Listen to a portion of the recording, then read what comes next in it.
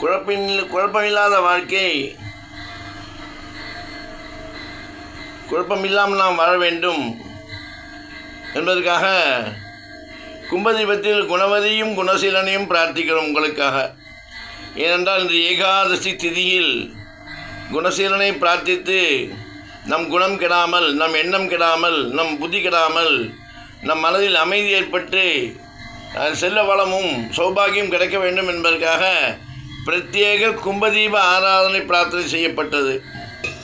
இதில் தங்கள் குடும்பத்தின் க்ஷேமம் என்று பிரார்த்தித்து சங்கல்ப பிரார்த்தனையுடன் சகலகாரி ஜெயசித்திக்காக மங்களாம்பிகை ஸ்வரூபத்திற்குரிய மகாலட்சுமியையும் பக்தியை கொடுத்து புத்தியை கொடுத்து நல்வழிப்படுத்தி நல்லதே நடக்கக்கூடிய ஸ்ரீமன் நாராயணனை உங்களுக்காக பிரத்யேக பிரார்த்தனை சங்கல்பம் செய்து கொண்டு ஏகாதசி திதியில் 10 முறை சகஸ்ரநாம விஷ்ணு சகஸ்ரநாம பாராயணம் செய்யப்படுகிறது.